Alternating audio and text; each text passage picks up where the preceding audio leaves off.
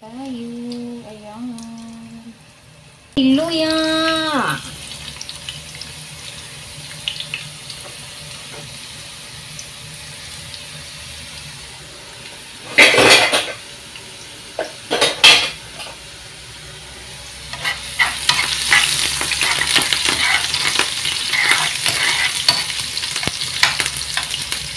And sibuyas!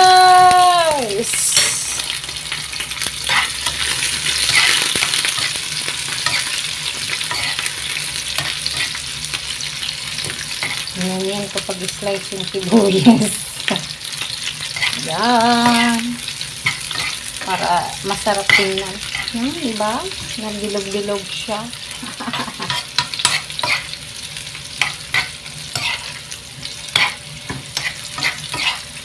Yan.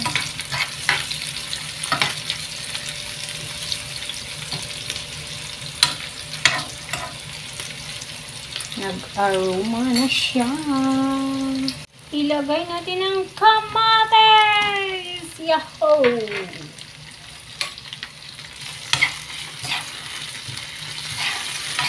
Mahilig kasi ako sa kamatis.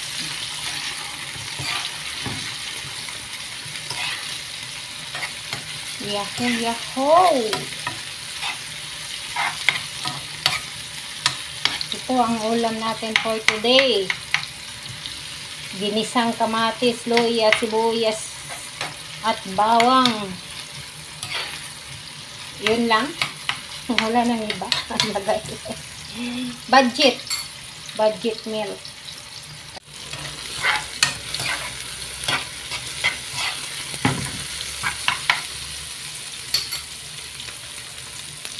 At i-next natin si pusit. May pusit tayo. Ayan. Ayan, may pusit pala.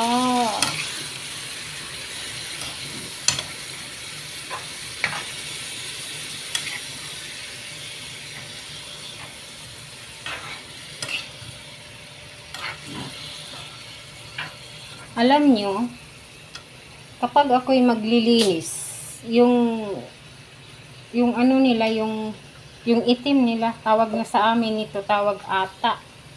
Anong tawag sa inyo dyan? Sa Bisaya ata.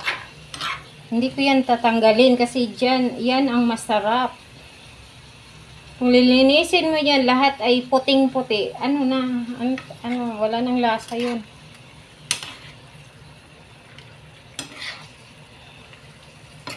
Hindi ko yan tatanggalin kapag ako'y maglilinis. Diyan mo maranasan ang sarap ng pusit. Kasi yung iba maglilinis, lahat puting-puti. 'Di ba? Sa akin no, hindi ko yan tatanggalin.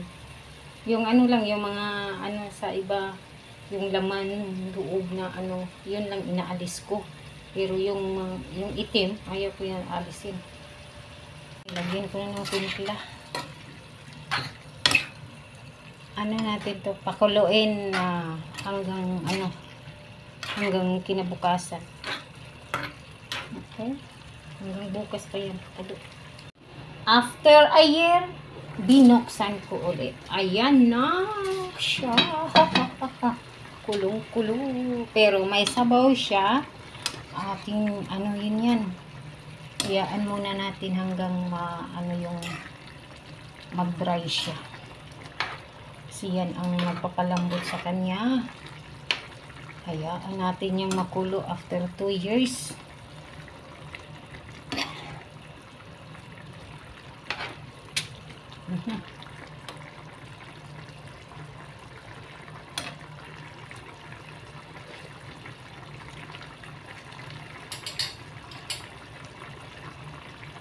Ayan, takpan natin muna. Charan! May kunti pang tubig.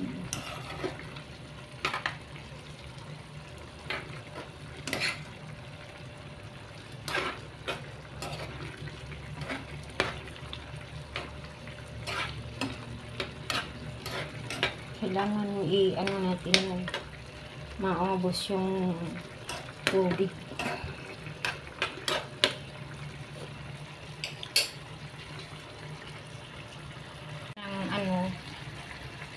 Ang sugar para matamis-tamis siya. Matamis-tamis kunti. Ayan.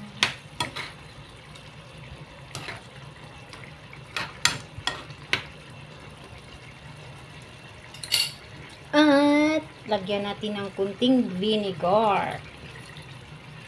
Ayan.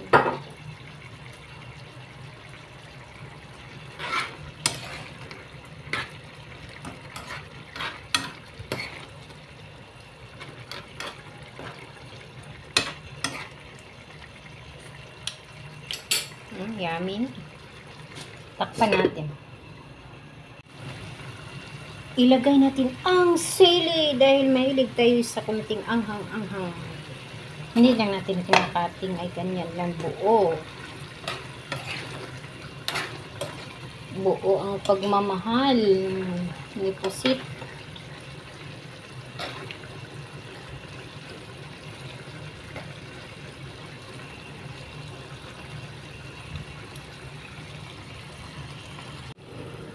Open! Ayan, ayan. Tinalang ang sabaw. Ayan ang gusto ko. Na ganyan ang sabaw. At ilagay natin ang bell pepper. Ayan.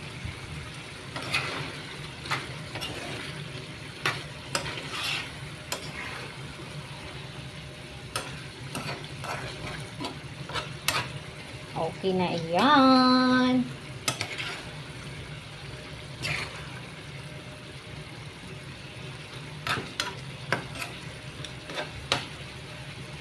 Thank you for watching. Sana nag-enjoy kayo kakapanood sa aking menu ngayong today. Ito na ang fried, ano natin, niluto natin na pusit. Yan, yummy. Yeah, yummy.